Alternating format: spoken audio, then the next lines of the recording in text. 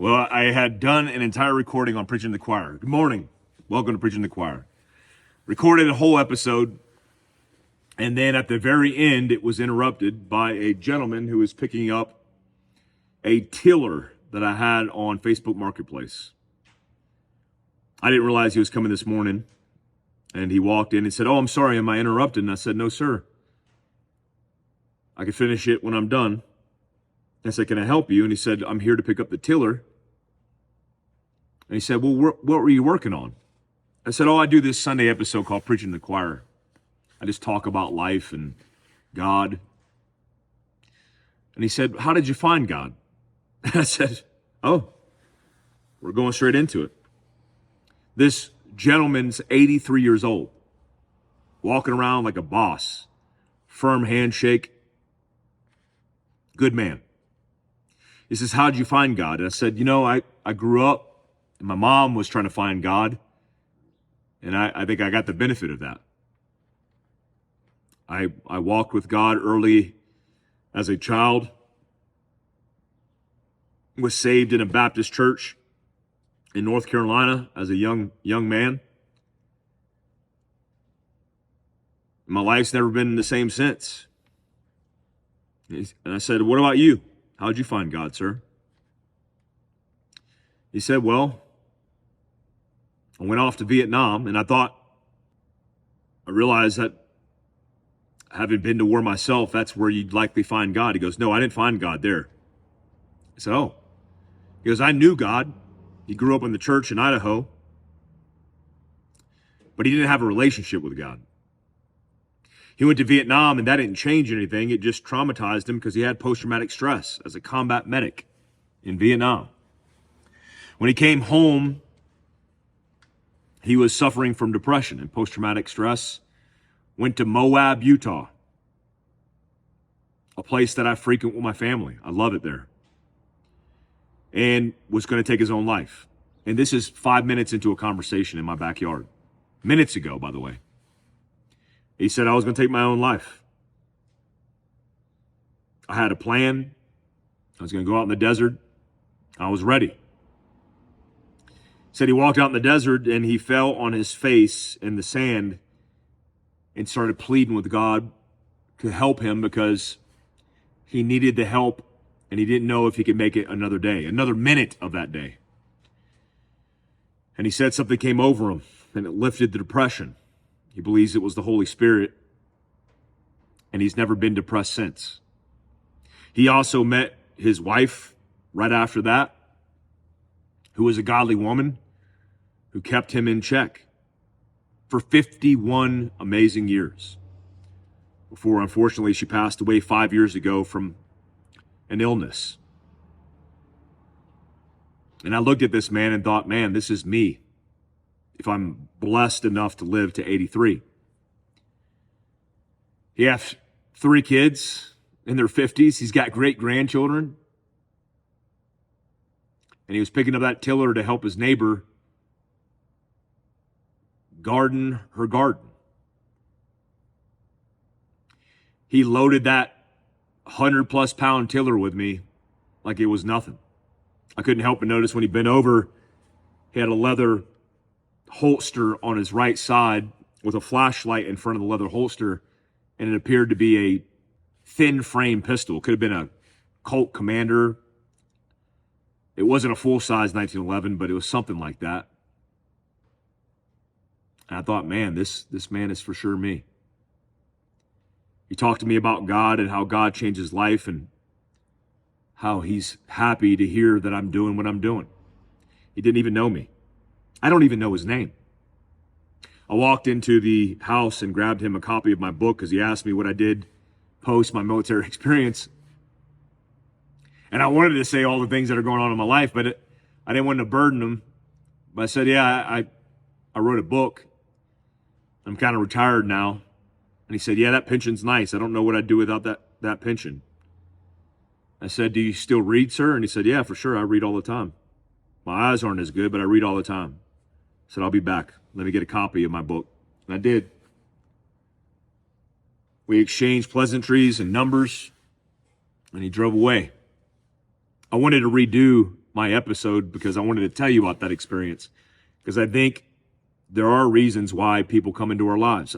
The episode I recorded that he interrupted was super depressing. It had to do with Charlie Kirk. And now I have new energy when it comes to the subject matter and a new perspective. Charlie was religious. He wasn't a divisive, toxic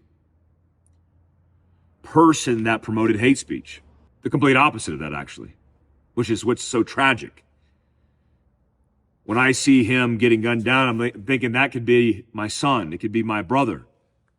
It's not a bad person who deserved what he got.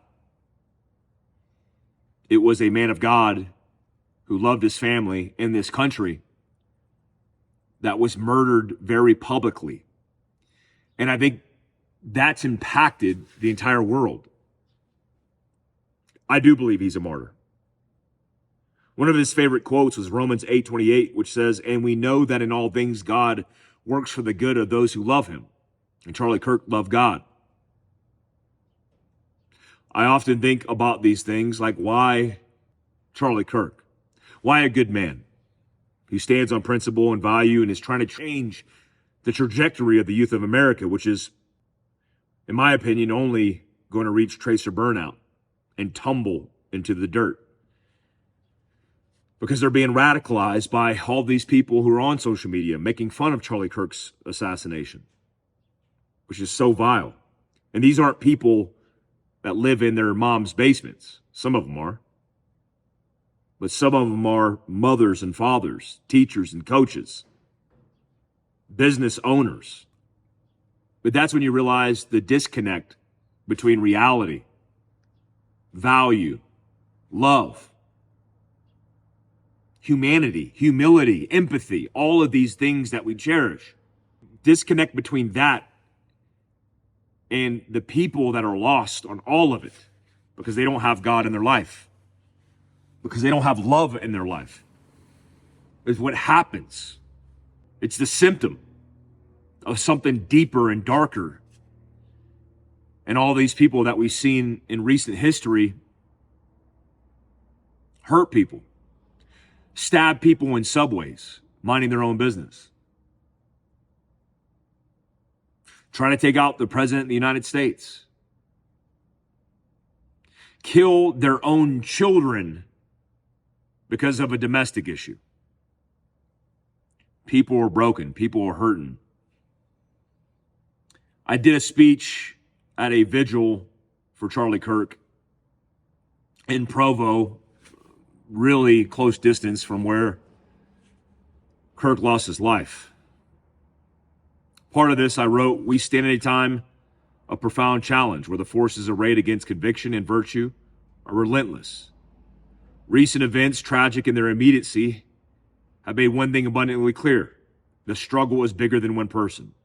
When they aimed at Charlie, they aimed at more than a single voice.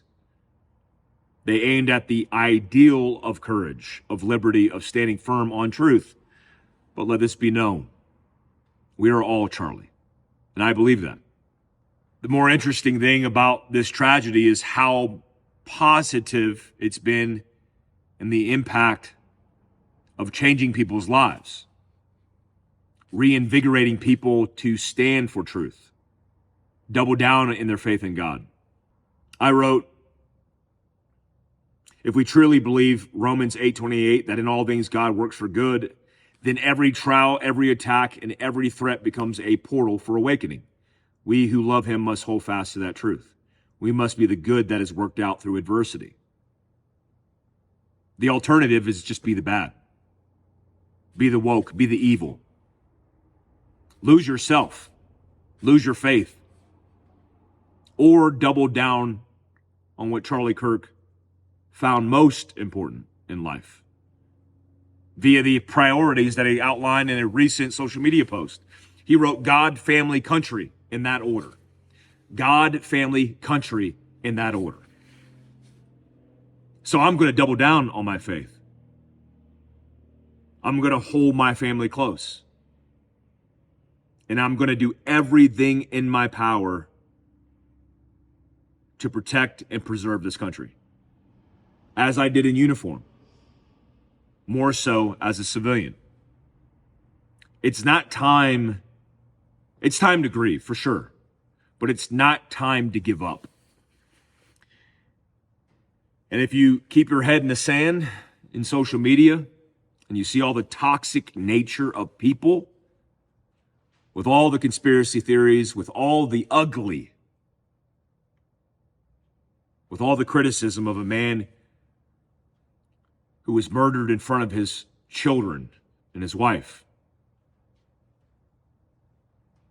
then you'll fall victim. You'll be one of them.